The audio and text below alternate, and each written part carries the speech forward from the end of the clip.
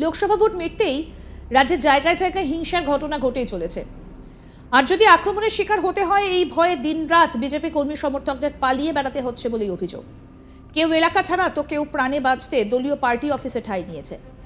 আর শনিবার ভোট পরবর্তী হিংসায় আক্রান্ত বিজেপি কর্মীদের সঙ্গে দেখা করতে কোচবিহারে যান শুভেন্দু অধিকারী। সেখানে গিয়ে দলীয় কার্যালয়ে কর্মীদের কষ্টের কথা শুনলেন তিনি। ভোট পরবর্তী হিংসার অভিযোগ নিয়ে খোদ রাজ্যপাল সিভি আনন্দ বোস কড়া বার্তা দিয়েছেন।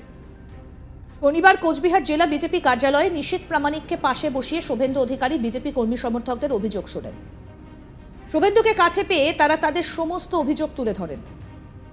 এক মহিলা কর্মী বলছেন যে তারা বিজেপি করেন বলে এটাই তাদের অপরাধ, তাই তাদের ওপর অত্যাচার করা হচ্ছে। আমার বুড়ো বাবা মা আছে, বাবাকে ধরে মারছে। দিনহাটায় প্রায় 200 জনের মতো ঘর ছাড়া বলে জানান তিনি। 19 তারিখ সেন্ট্রাল ফোর্স চলে গেলে আরও অত্যাচার করবে। শোনাবো কি অভিযোগ করছেন আক্রান্ত বিজেপি কর্মী, শুনুন।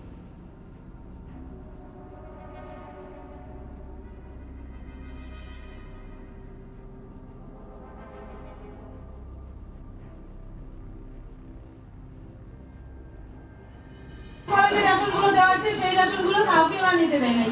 রেশন সব কিনে নেওয়ার পরে ওইখানে যে আমাদের ওইখানে মুসলিম বাদশা আছে একটা, ও নিচে, তারপরে হারা, তারপরে ধনে, এরা সবাই রেশনগুলো কিনে নেয়। বলে কি রেশন কেন নিতে আসে, দিদির রেশন কেন তোরা নিবি, নোংরা নোংরা ভাষা প্রয়োগ করছি রেশন কেন নিতে। তারপরে এক মহিলা কাপড় ধরে টাইলে পূজা করে উলঙ্গ করার পরে ওনার রেশন সব নিয়ে ওনাকে ওইখানে ফেলে দিয়ে চলে গেছে। হ্যাঁ, তারপর ওরা মুসলিম লোকেই সব করছে। এগুলা মুসলিমরা আমাদের প্রতি অত্যাচার বেশি করছে, আমরা বিক্রি করি, এটাই আমাদের অপরাধ। এরকম করে আমার বাবা মাকে বলছে, আমার বুড়ো বাবা, আমার বাবা চলতেই পারে না ভালো করে, সেই বাবাকে ধরে ওরা যে পাশে করছে ওই পাশে মাছ দিতে দেবে। আমি কি বলবো, কতজন মতো দিনহাটার ঘর ছাড়া আছেন আপনারা? দিনহাটার হবে 200 জনের মতো। না না, দিনহাটা বিধানসভা। আমি তো ওই থেকে বাড়ি কিছু আত্মীয় স্বজনের বাড়িও গেছে। হ্যাঁ, কিছু আত্মীয় এখন এই 5-6 দিন হওয়ার পরে আর সাসপেন্ডের কাছে কত হলো? 10 দিনের পরে বলছে আবার 19 তারিখে পর আমাদের দিনহাটা বিধানসভা আরো বেশি করে থেকে। কেন 19 তারিখে? 19 তারিখে কি হবে? ওই কেন্দ্রীয় বাহিনী চলে যাবে, তারপরে আরো মানে অত্যাচারিত বেশি হবে। আমরা বলছি এটা তো শুধু টেলিগ্রাফ দেখায় আসছে আমাদের, 19 তারিখের পরে এর থেকে আরো বেশি হবে। এরপর চিত্তবালা অধিকারী নামে এক বিজেপি নেত্রী বলেন, আমার বাড়ি ভাঙচুর করেছে, মারামারি করেছে, সাধারণ মানুষ হেঁটে যেতে পারছে না, আমরা ঘরে থাকতে পারছি না। কি বলছেন চিত্তবালা অধিকারী বিজেপি নেত্রী, এবার তার বক্তব্য শোনাবো। বাড়িঘর সব ভাঙচুর করে মারামারি হচ্ছে, ওখানে সাধারণ মানুষ তারা ঘর থেকে বেরোতে পারে না, তাদেরকে কেচে ভাসায় দিচ্ছে। এবার রাস্তা দিয়ে হেঁটে যাচ্ছে সাধারণ মানুষ, শুধু ভোটে সমর্থন করেছিল বলে তাদেরকে মারছে, মাথা ভাড়া দিচ্ছে, 225 বুথে তাণ্ডব করছে। প্রধানের এরিয়া একজন মারাই গেল বিভৎস ভাষায় গালি দেওয়ার পরে। ওই বাড়িতে 1.5 ছিল আমাদের ভারতীয় জনতা পার্টির কর্মী, তার মা মারা গেল। এবার আমার দিক থেকে বলবে আমার সামনে আতঙ্কে মারা গেল। ওরা সন্ধ্যাবেলা গিয়ে এমন ভাবে উঠে দিচ্ছে, মেনে নিতে পারেনি, ছেলেকে মানুষ করতে পারেনি। তার নাম তো আমি জানি না, ওর ছেলের নাম হচ্ছে শান্তু। 237 নম্বর। 237 নম্বর বুথ আপনার নাটাবাড়ি।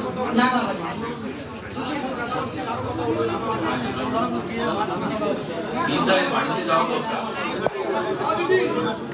এবার 225 নম্বর ওখানে পুরো তাণ্ডব চলছে, যেগুলো আর মেনে নেওয়া যাচ্ছে না। আমরা ঘরে থাকতে পারছি না। আপনারা তো এসে পুরো নাগাবাড়ি বিধানসভা পুরো তাণ্ডব চলছে। আপনারা যদি সামনে না যান তাহলে আমরা থাকতে পারবো না, এটাই কথা। এই বিষয়ে সাংবাদিকদের মুখোমুখি হয়ে শুভেন্দু বলেন, আমরা 7-8 জনের কথা শুনেছি, এখানে অনেক আক্রান্ত মানুষ আছেন, আমরা যা বলেছি সবার সামনে বলেছি, আমরা সবকিছু আলোচনা করে আইনি ব্যবস্থা নেব, যারা আহত হয়েছেন তাদের দায়িত্ব নিয়েছি, আমরা ডিএমকে চিঠি করব। জেলার জেলাশাসক অরবিন্দ কুমার বিরোধী দলনেতার সঙ্গে দেখা করেননি। আমরা জানি নিশীথ প্রামাণিক মহাশয়কে হারানো হয়েছে। পুলিশের সাহায্য নিয়ে 164টা বুথে ইভিএম বদলেছেন অরবিন্দ কুমার। শোনাবো এবার বিরোধী দলনেতার কি বক্তব্য এই বিষয়ে।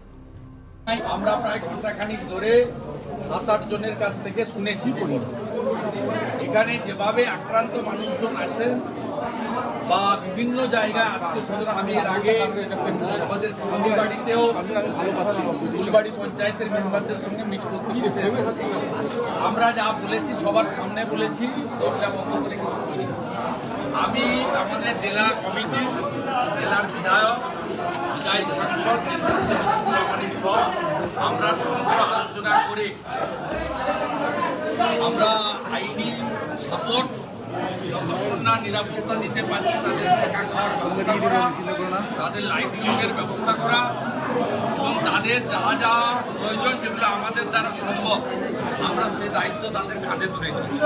যতজন আহত হয়েছে চিকিৎসার দায়িত্ব পার্টি ইতিমধ্যে নিয়েছে, ভবিষ্যতেও নেবে। পঞ্চায়েত অফিস যেগুলো খুলতে দিচ্ছে না, লাগাচ্ছে, বিডিওকে, জেলা শাসককে চিঠি করা হচ্ছে। যদি সেই চিঠি অনুযায়ী জেলা শাসক পদক্ষেপ না করেন তাহলে আমরা তাদেরকে নিয়ে কোর্টের দ্বারস্থ হব। পুলিশ প্রোটেকশনে পঞ্চায়েতের পরিষেবা স্বাভাবিক করার বিষয়ে আমরা উদ্যোগ নিয়েছি। আমরা আজকে 2টোর সময় জেলার ডিএমএস যে বিধায়ক সহ বিরোধী দলনেতা জেলা শাসকের সঙ্গে মিট করতে চান, অরবিন্দ মিনা মহোদয়, যিনি তৃণমূলের এখানকার সভাপতি, রিপাবলিক নামে তিনি আমাদেরকে দেখা করার অনুমতি দেন। এটা দুর্ভাগ্যজনক বিষয় যে জেলা শাসক রাজ্যের বিরোধী দলনেতা এবং নির্বাচিত বিধায়কদের 10 মিনিট ধরে জেলার যে ভয়ঙ্কর পরিস্থিতি শুনতে রাজি নয়। আমরা জানি যে নিশীথ প্রামাণিক মহোদয়কে কিভাবে হারানো হয়েছে। নিশীথ প্রামাণিক 1700 বুথে 60,000 ভোটে লিড ছিল, তাকে 19 এবং 20 রাউন্ডের গণনাতে হারানো হয়েছে 164টা বুথে। এই 164টা বুথে ইভিএম বদলেছেন অরবিন্দ কুমার মিনা পুলিশের সাহায্য, আইপ্যাকের সাহায্য নিয়ে, এবং 19 এবং 20 রাউন্ডের গণনাতে ভারতীয় জনতা পার্টির গণনা এজেন্ট যারা 73 ফর্মের নাম্বারের সঙ্গে ইভিএম এর নাম্বার মেলেনি প্রতিবাদ করেছিল, এমন 3 থেকে 4 জনকে হলের মধ্য থেকে চুলের মুঠি ধরে পুলিশকে দিয়ে বেআইনিভাবে গ্রেফতার করেছে গণনা চলাকালীন। হ্যাঁ, তারপরে মুসলিম লোকেই সব করছে এগুলা। মুসলিমরা আমাদের প্রতি অত্যাচার বেশি করছে, আমরা বিক্রি করি, এটাই আমাদের অপরাধ। আর বলে কি তোমার মেয়ে কোথায় আছে, আরো ওকে যেখানে পাবো ওইখানে 15-20 জন মিলে ধর্ষণ করে ফেলে দিয়ে যাবো তোমার বাড়িতে। এরকম করে আমার বাবা মাকে বলছে, আমার বুড়ো বাবা, আমার বাবা চলতেই পারে না ভালো, সেই বাবাকে ধরে ওরা যে পাশে করছে ওই পাশে নাচ দিতে ধরে ধরে। আমি কি বলবো, কতজন মতো দিনহাটার ঘর ছাড়া আছে আপনারা? দিনহাটা হবে 200 জনের মতো। না না, দিনহাটা বিধানসভা।